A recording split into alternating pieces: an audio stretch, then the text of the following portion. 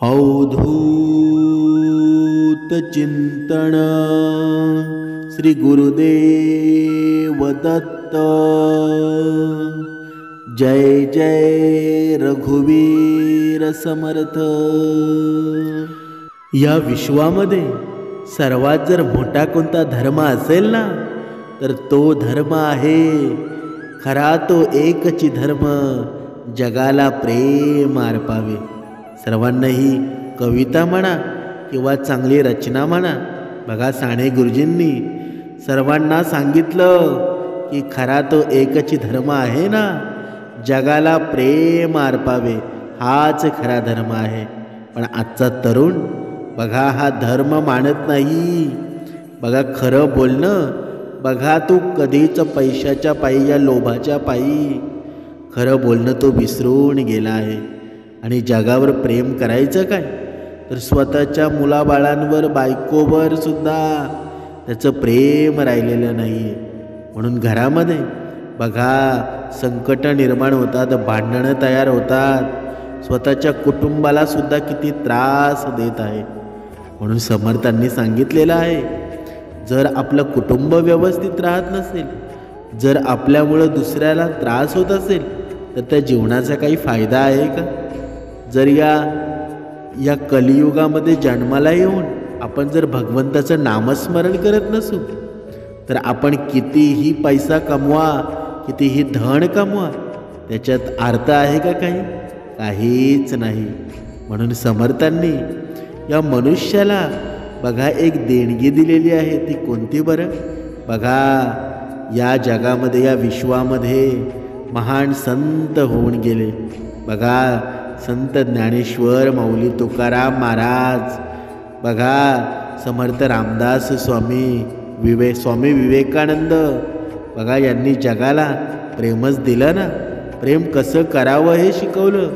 बघा ज्याप्रमाणे आई आपल्या मुलावर प्रेम करते, बघा त्याच्यामध्ये काही तिचा फायदा असतो का?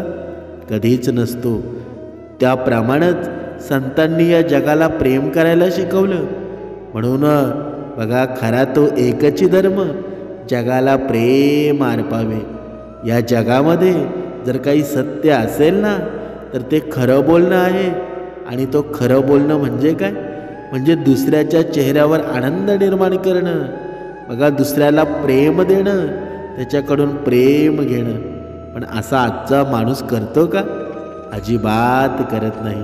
पण हे कधी करेल? जर तो भक्ती मार्गामध्ये असेल, समर्थांच्या बघा वचनामध्ये असेल, समर्थ जे सांगतील ते तो करू शकेल। पण आताचा तरुण तसं मात्र कधीच करत नाही। बघा आपल्या घरातील आपली मुलं बघा आपल्या रोज पाया पडतात का? आईबापाच्या रोज पाया पडतात का? कधीच पडत नाही। पण ज्यांच्या घरामध्ये त्यांची मुलं त्यांच्या बघा आईबापाच्या पाया पडतात, दर्शन घेतात, त्यांच्या जीवनामध्ये त्या आईबापाला किती समाधान वाटतं बघा, कधीतरी विचार करा।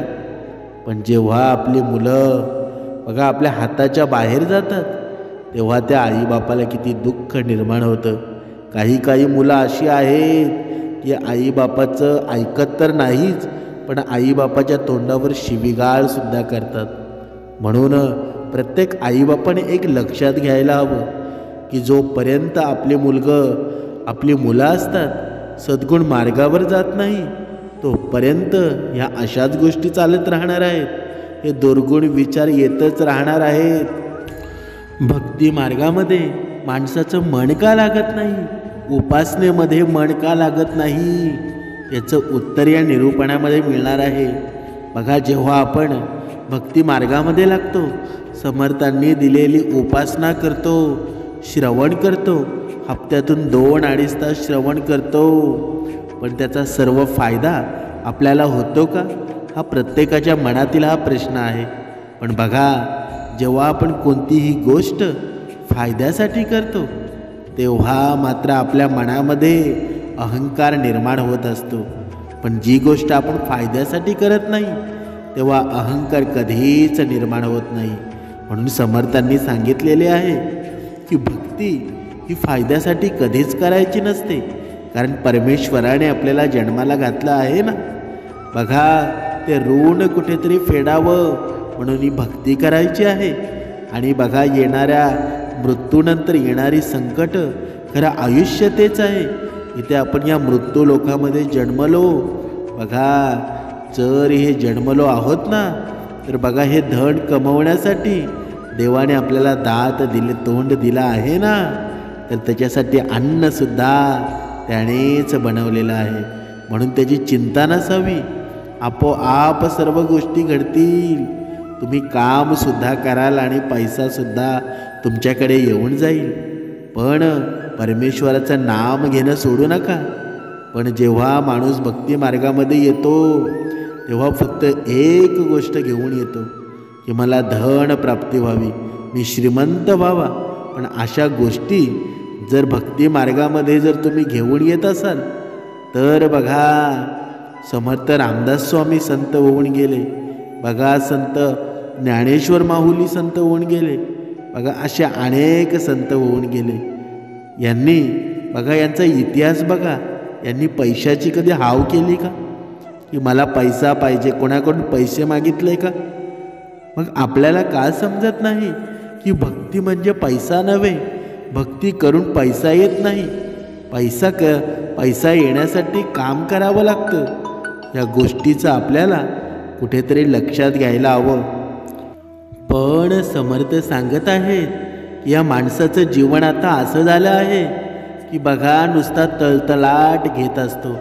एखाद्या व्यक्तीला दुखवून त्याच्याकडून पैसा घेऊन नुसता तळतळाट घेत असतो. असं म्हणतात ना की 5 लाखांचा खळखळाट असावा, पण 5 रुपयांचा देखील तळतळाट कधी नसावा. कोणाची हाय लागून घेऊ नये, त्यांची भयंकर परिणाम भोगावे लागतात. बघा, काही लोकांना पटणारसुद्धा नाही हा विषय. कारण तळतळाट ज्यांनी अनेकांना तळतळाट घेतला आहे ना, आणि त्यांचे भोग ते भोगत सुद्धा आहेत, त्यांना नक्कीच पटेल. कारण अनेक कारणाने त्रास दिलेला असतो. जसं काही शारीरिक, मानसिक, आर्थिक, अपमानास्पद वागणूक, कोणाचं मन दुखावणं. बघा, कोणावर अन्याय केलेला असू शकतो. कोणाची काही कारण नसताना सामाजिक बदनामी केलेली असू शकते. कोणाचा छळ केलेला असू शकतो. कोणाच्या हक्काची प्रॉपर्टी फसवणूक हडप केलेली असते आणि ते करायला बळ दिलेलं असेल. बघा, शारीरिक दुखापत केलेली असेल.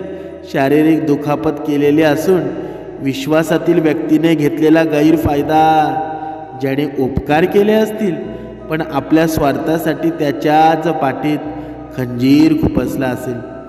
असे इथे भक्ती मार्गामध्ये राहून सुद्धा असे वागणारे भरपूर आहेत. पण कधी कधी बघा, समर्थ सांगत आहेत, जर अशा माणसांनी भक्ती मार्ग करून सुद्धा जर अहंकारी वृत्तीने दुसऱ्याच्या चेहऱ्यावर दुःख आणून मिळवलेली संपत्ती असते ना, तुम्हाला त्याच्या उलट भरपूर संकटांना सामोरं जावं लागणार आहे. येणारा काळ तुमच्यासाठी खूप वाईट आहे. तुम्ही समजू नका की मी बाहेर वाईट विचार ग्रहण करून, वाईट विचाराने धन कमवून जर इथे मला शांती मिळेल, असं कधीच होणार नाही. कारण परमेश्वर वरून सर्व काही पाहत आहे. बघा, त्रासाचे कुठलेही कारण असो, वरील गोष्टी ज्या सांगितल्या ना, त्या व्यक्तीला प्रचंड त्रास होत असतो. तो खूप दुःखी होतं. त्याचं मनोबल कमकुवत होत असतं. पर्यायाने ती व्यक्ती प्रचंड डिप्रेशनमध्ये देखील जाऊ शकते. जाणून बुजून त्रास देणाऱ्या या व्यक्तीला हे समजत नसेल.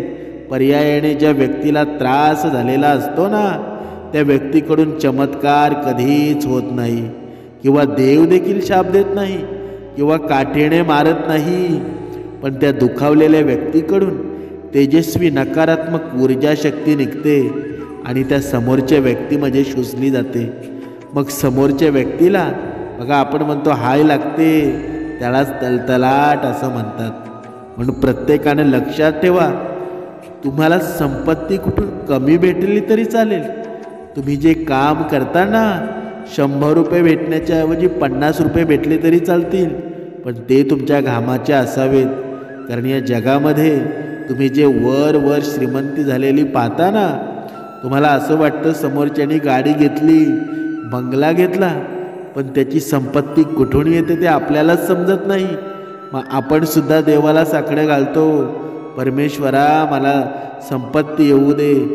समोरचा तर भक्तीसुद्धा करत नाही, उपासनासुद्धा करत नाही, तरीसुद्धा तो माझ्यापेक्षा श्रीमंत झाला आहे. पण समर्थ सांगत आहेत, तो श्रीमंत काही क्षणापुरतं झालेला आहे, पण तुझ्याकडे ती पुण्याई आहे ना, ती आयुष्यभर तुला टिकणार आहे. पण माणसाला हे कळतं का? बघा, जेव्हा माणसाचा मृत्यू होतो, सर्व गाडी, बंगला, पैसा सर्व काही इथेच सोडून जातो. परत तो सोडून गेल्यानंतर त्याचा मुलगा असेल, त्याचे चुलते असतील, त्याच्यावर त्यांचा अधिकार येतो. म्हणजेच आपण मेल्यानंतर सर्व काही इथेच राहतं, पण फक्त आपण आपल्या नावाचा गाजावाजा करत राहतो. म्हणून समर्थ सांगत आहेत, माणसाने जगावं कमी, पण कीर्तिरूपी उरावं. म्हणून समर्थ सांगत आहेत की ज्याने कोणी त्रास दिलेला असतो ना, त्याचे कार्य कधीच यशस्वी होत नाही. किंबहुना झाले तरी फळ जास्त वेळ टिकत नाही, सतत अपयश येत राहतं. घरात आजारपण येणं, अशा अनेक प्रकारच्या घटना त्याच्या आयुष्यामध्ये घडतात.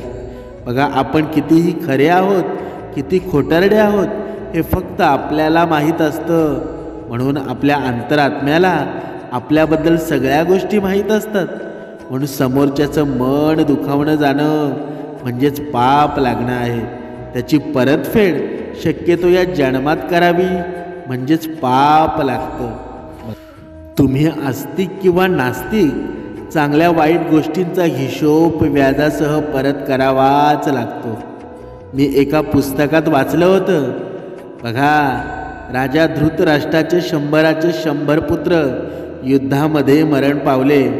तेव्हा त्यांनी श्रीकृष्णाला विचारलं, असं का व्हावं?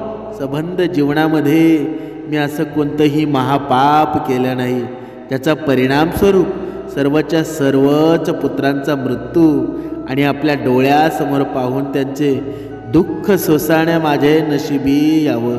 बघा, तेव्हा भगवान श्रीकृष्णानं धृतराष्ट्र राजाला आपलं पूर्वजन्म पाहण्याची दृष्टी दिली आणि धृतराष्ट्र राजाने दिव्य दृष्टीद्वारे पाहिलं की साधारण 50 जन्मापूर्वी तो एक पारधी होता आणि पक्षी पकडण्यासाठी त्याने एका वृक्षाला आग लावली होती.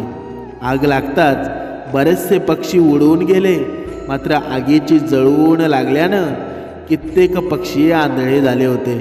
तर पक्षाची 100वर लहान पिल्ले उडू न शकल्यामुळं आगीत होरपळून मृत्युमुखी पडली होती. धृतराष्ट्र राजाची त्यावेळेस तिथे क्रिया, त्यांच्या कर्माचे फळ. कित्येक जन्मानंतर धृतराष्ट्र राजाचे 100 पुत्र युद्धास मारले गेले आणि तेव्हाच ते पूर्ण झाले. म्हणजेच काय? कर्म हे फळ देऊनच शांत होतं. प्रत्येक चांगल्या वाईट गोष्टींचा हिशोब हा होतोच, कारण प्रत्येकाच्या कर्माचा सिद्धांत आहे. चांगले कर्म फळ देऊनच शांत होतात आणि वाईट कर्म फळ देऊनच शांत होतात. म्हणजेच काय? म्हणजेच दोन्ही कर्मांचा फळ आपल्याला भेटणारच आहे, पण कर्म कसे करावे, चांगले करावे की वाईट करावे, ते आपल्यावर आहे. चांगले कर्म केले तर त्याचं फळ चांगलंच आपल्याला भेटेल, पण वाईट कर्म केले तर त्याचं फळसुद्धा आपल्याला वाईट भेटेल. म्हणजेच काळ मागे पुढे होऊ शकतो, पण हा कर्माचा सिद्धांत आहे ना, की क्रिया म्हटल्यावर प्रतिक्रिया होणारच आहे. आपण ठरवायचं आपलं कर्म कसं असावे. बघा, जैसे ज्याचे कर्म तैसे फळ देतो रे ईश्वर. म्हणजे क्षणिक सुखासाठी आपण कुणी होतो नीतिभ्रष्ट. बघा, म्हणजेच काय? म्हणजे तुम्ही जसे कर्म कराल ना, तसं तुम्हाला ते फळ मिळणार आहे. पण समर्थ सांगत आहेत, आत्ताच्या कलियुगातला मनुष्य आहे ना, त्याला क्षणिक सुख जरी कुठे दिसलं ना, तरीही तो भक्ती करत असताना सुद्धा भक्ती बघा, भक्तीला सोडून देतो. या भक्ती मार्गाला तो सोडून देतो आणि जिथे पैसा असेल तिथे तो ओढला जातो. मग या भक्ती मार्गाचा काही फायदा आहे का? ज्यासाठी आपण भक्ती मार्ग करतो, ज्यासाठी आपण उपासना करतो, ज्यासाठी आपण खरे बोलण्याची वृत्ती निर्माण करतो, तर हे सर्व करण्यासाठी जर या पैशामुळं आपली नीती भ्रष्ट होत असेल तर त्या गोष्टीचा काही फायदा आहे का? मग बघा, वाईटामध्ये आणि चांगल्यामध्ये वाईट माणसामध्ये आणि आपल्यामध्ये फायदा काय?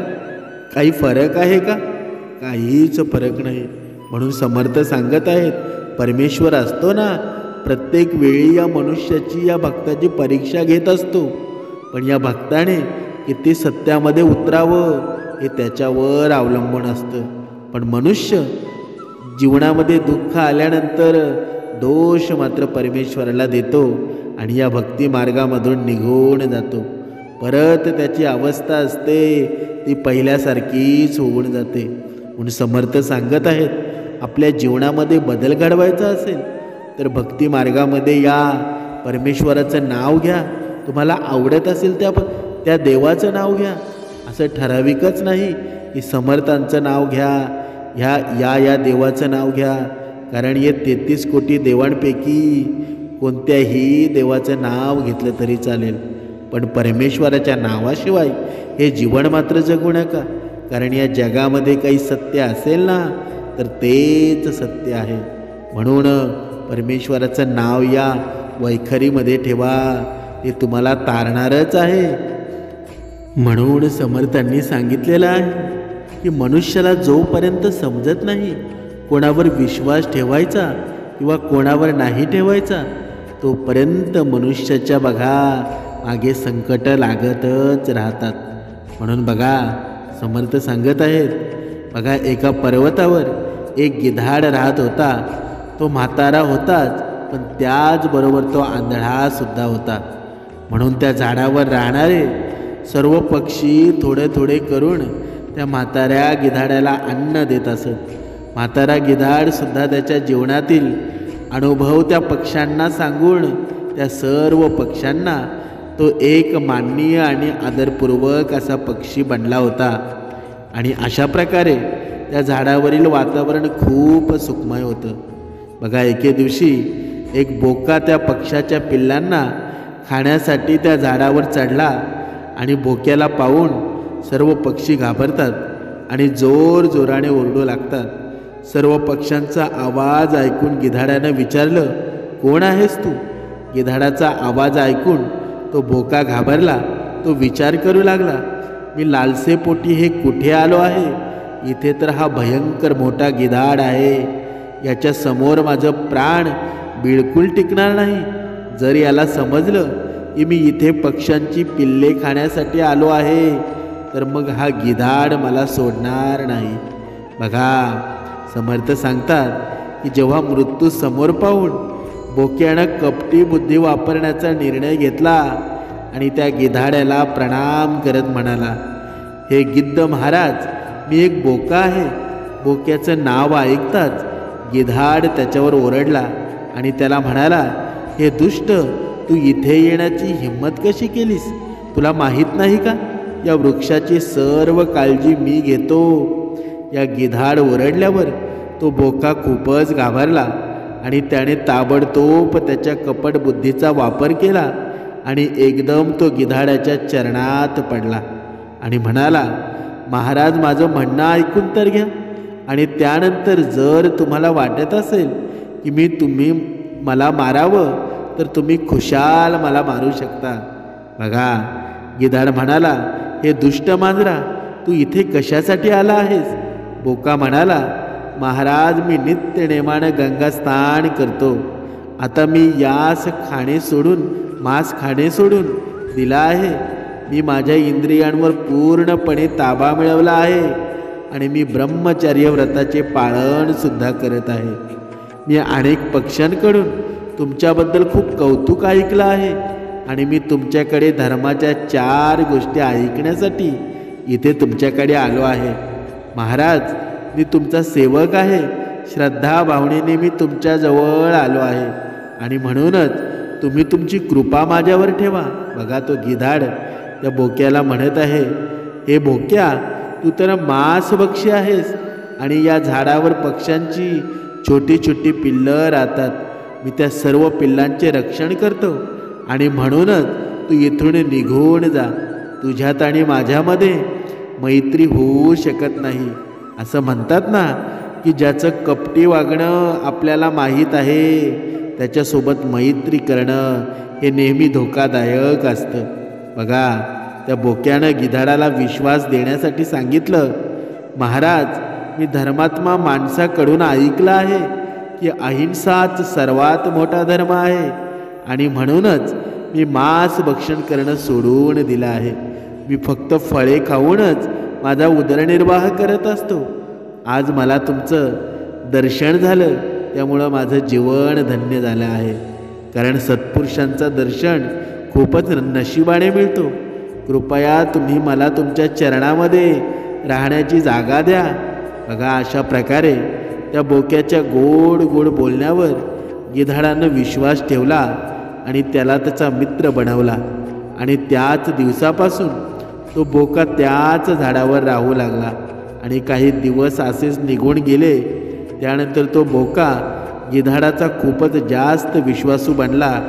इकडे पक्ष्यांची पिल्ले पाहून बोक्याच्या तोंडामध्ये पाणी सुटत होतं. मांसभक्षी असलेला हा त्याचा स्वभाव आणि त्या पक्ष्यांच्या पिल्लांना खाण्यासाठी त्याला प्रवृत्त करत होता. हळूहळू त्याला हे सुद्धा माहीत झालं की हा गिधाड आंधळा आहे आणि त्यामुळे हा मला काय नुकसान पोचू शकतो. बघा एके दिवशी सर्व पक्षी अन्नाच्या शोधासाठी बाहेर गेले होते आणि त्याच वेळेमध्ये तो बोका पक्ष्यांच्या पिल्लांना खाऊ लागला. आणि जेव्हा संध्याकाळी पक्षी परत यायचे तेव्हा त्यांना त्यांची पिल्ले दिसायचीच नाही. तेव्हा त्यांना खूप वाईट वाटायचं, खूपच दुःख वाटायचं. पक्ष्यांच्या सर्व पिल्लांना हळूहळू त्या बोक्यानं खाऊन टाकलं. त्या पिल्लांना खाल्ल्यानंतर त्यांची जी हाडे असतील ती तो गिधाडाच्या घरट्यात ठेवायचा. आंधळा असल्यामुळं गिधाडाला त्या बोक्याचं हे दृष्ट कर्म दिसत नव्हतं. एके दिवशी सर्व पक्षी त्यांच्या पिल्लांच्या दुःखामुळं त्यांना शोधत शोधत गिधाडाच्या घरट्यापर्यंत पोचले. तिथे त्यांना तो बोका तर दिसला नाही, कारण तो तिथून पळून गेला होता. परंतु त्या सर्व पक्ष्यांच्या गिधाडांच्या घरट्यांमध्ये त्यांच्या पिल्लांची हाडे दिसली. तेव्हा हे पाहून त्यांना खूपच राग आला. ते सर्व पक्षी गिधाडाला त्यांच्या पिल्लांचा हत्यारा समजू लागले आणि त्यामुळं रागारागाने त्या सर्व पक्ष्यांनी मिळून त्या गिधाडाला चोचीने टोचून टोचून मारून टाकलं. बघा एका दृष्ट मांजराला सोबत ठेवल्यामुळं त्या गिधाडाला त्याचे प्राण गमवावं लागलं. आणि म्हणूनच म्हणतात की दुष्ट व्यक्तीची सोबत नेहमीच धोकादायक असते. बिचारा गिधाड सर्व पक्ष्यांच्या पिल्लांची रक्षा करायचा, परंतु त्या हिंसक बोक्याची संगत मिळाल्यामुळं अनेक पक्ष्यांची पिल्ली मारलं गेली आणि अखेर तो गिधाडसुद्धा मारला. बघा असं म्हणतात की जो मंदबुद्धी असतो, जो मित्रांच्या मनातील वाईट भावना समजून घेता त्याच्यासोबत मित्रता करतो, तर अशा वेळी त्याचा नेहमीच घात होत असतो. बघा समर्थ सांगत आहेत की नेहमीच कोणावरही प्रमाणापेक्षा जास्त विश्वास ठेवू नका. पत्नी असो, पुत्र असो, भाऊ असो किंवा कोणी सल्लागारसुद्धा असो, प्रमाणापेक्षा जास्त विश्वास कधीच ठेवू नका. कारण सर्वांनाच धन, स्त्री आणि राज्याचा लोभ असतो आणि जरी कोणी विश्वासपात्र असेल तरी तो जो काही कार्य करत असेल ना तर त्याच्यावर गुपचूप लक्ष ठेवायला हवं. असं म्हणतात की मूर्खांना समजून सांगणं म्हणजेच आपल्याच क्रोधाला वाढवणं आहे. म्हणून सापाला दूध पाजणं म्हणजेच विषाला वाढवणं आहे. त्याचा अमृत होत नाही. कारण नीच माणसासोबत जवळपणा नेहमी संकटात वाढत असतो. म्हणजे विद्वान पुरुष म्हणतात, जे पापी दुष्ट माणसांचा त्याग न करता त्याच्या सोबत राहतात, अशा सज्जन पुरुषाला सुद्धा त्यांच्या सोबत दंड प्राप्त होतो. बघा, ज्याप्रमाणे या सुक्यासोबत ओळं जळतं, त्याचप्रमाणे सज्जन पुरुषांना देखील दुष्ट माणसांच्या सोबत कठीण दंड भोगावे लागतात. म्हणून या जगामध्ये जर कोणी विश्वास प्राप्त असतील ना, तर ते संत आहेत. म्हणून प्रत्येक मनुष्याने जर संगत करायची असेल तर संतांची करा, कारण संतांच्या संगतीमध्ये तुम्हाला कधीच बघा कमीपणा येणार नाही, कधीच चुकीचा मार्ग भेटणार नाही.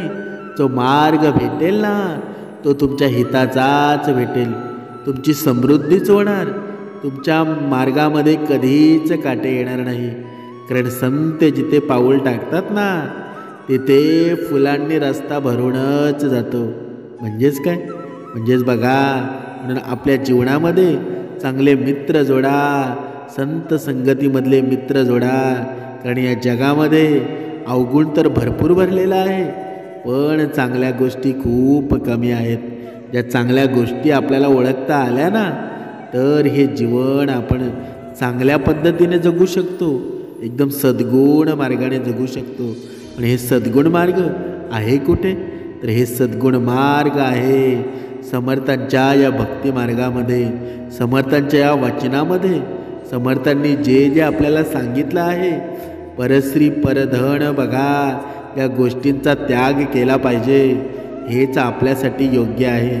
म्हणून परमेश्वर नक्की आहे कुठे हे समजायला काही लोकांना वर्षसुद्धा जातात, पण काहींना काही क्षणामध्ये समजून जातं.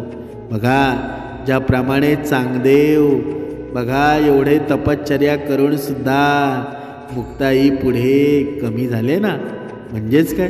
म्हणजे तुम्ही किती मोठ्या प्रमाणात भक्ती करता याला महत्त्व नाही, पण हे जीवन जगत असताना आपण कसे जगतो, दुसऱ्याला त्रास देऊन जगतो की आपण स्वतः धनवान होऊन जगतो, याला महत्त्व आहे. म्हणजेच काय? म्हणजे हे जीवन जगत असताना, ही भक्ती करत असताना जर आपल्यामुळे कोणी दुखवत असेल तर त्या भक्तीचा काही फायदा नाही, कधीच काही फायदा होणार नाही. म्हणून समर्थांनी सांगितलेलं आहे की आपण जोपर्यंत भक्ती करायला सुरुवात करत नाही, तोपर्यंत आपण कसं जगावं, कसं राहावं याचंसुद्धा ज्ञान आपल्याला होत नाही. पण आजचा कलियुगातला माणूस आहे ना, बघा, तो स्वतःला असं म्हणत आहे की मला सर्व काही ज्ञात आहे, समोरच्याशी कसं बोलावं हे सुद्धा मला ज्ञात आहे, मग मी भक्ती का करू? सर्व काही गोष्टी मला माहीत असून सुद्धा मग मी भक्ती का करायला पाहिजे? पण समर्थ सांगत आहेत, प्रत्येक मनुष्याला गुरुची गरज असते. ज्याच्या जीवनामध्ये गुरु नाही ना, कारण मनुष्याचा हा पुतळा आहे, असं म्हणतात की मनुष्याचा हा पुतळा चुकीचा आहे, तो चुकतोच. आणि जेव्हा चुकल्यानंतर समजवणारं जर कोणी नसेल ना, तेव्हा मनुष्याची अधोगती होते. बघा, जेव्हा आपण लहान असतो तेव्हा आपले आईबाबा असतात, ते आपल्याला सांगत असतात, बाळा तुझं हे चुकलं ते चुकलं. पण जेव्हा आपण मोठे होतो तेव्हा आपल्यासोबत आपला गुरुच असतो, कारण त्यावेळेला बघा माणूस आपल्या आईबापांचं ऐकत नाही, कारण ही आजची परिस्थिती आहे. पण ज्या भक्ती मार्गामध्ये असू ना, त्या गुरुचं ऐकलं पाहिजे, कारण गुरु कधीही आपल्या भक्ताला, आपल्या शिष्याला वाईट मार्ग कधीही सांगत नाही, वाईट मार्गावर कधीही ते नेऊन देत नाही. म्हणून प्रत्येक मनुष्याच्या जीवनामध्ये गुरु हा हवाच. ज्याच्या जीवनामध्ये गुरु नसेल ना, त्याने भक्ती करून सुद्धा काहीही फायदा नाही. म्हणून समर्थ सांगत आहेत की माणसानं शरीर जपलं पाहिजे, व्यायाम केला पाहिजे, कारण जोपर्यंत माणसाची शारीरिक क्षमता चांगली असेल तोपर्यंत माणूस भक्ती करेल. नाहीतर शरीर चांगलं नसेल आणि भक्ती तो करत असेल तर तो जास्त जगू शकणार नाही. म्हणून भक्ती मार्गाशिवाय शरीरसुद्धा आपलं चांगलं पाहिजे. म्हणून प्रत्येकानं प्रेमाने वागा, समोरच्याला प्रेम द्या, समोरच्याकडून प्रेम घ्या, हेच आपल्या जीवनाचं खरं सत्य आहे. नाहीतर या जीवनामध्ये काहीच ठेवलेलं नाही आहे, आपण जन्माला आलो, मृत्यू झाला, आपलं आयुष्य संपलं. पण जेव्हा आपलं आयुष्य संपतं तेव्हा खरा प्रवास चालू होणार आहे. आणि त्या प्रवासामध्ये आपल्याकडे जर पुण्य नसतील तर आपली अवस्था खूप वाईट होणार आहे. म्हणून ते पुण्य कमवून घ्या, कारण या जीवनामध्ये काहीच राहिलेलं नाही आहे. एकच गोष्ट सत्य आहे, फक्त भगवंताचं नाम सत्य आहे. श्रीराम समर्थ. जय जय रघुवीर समर्थ.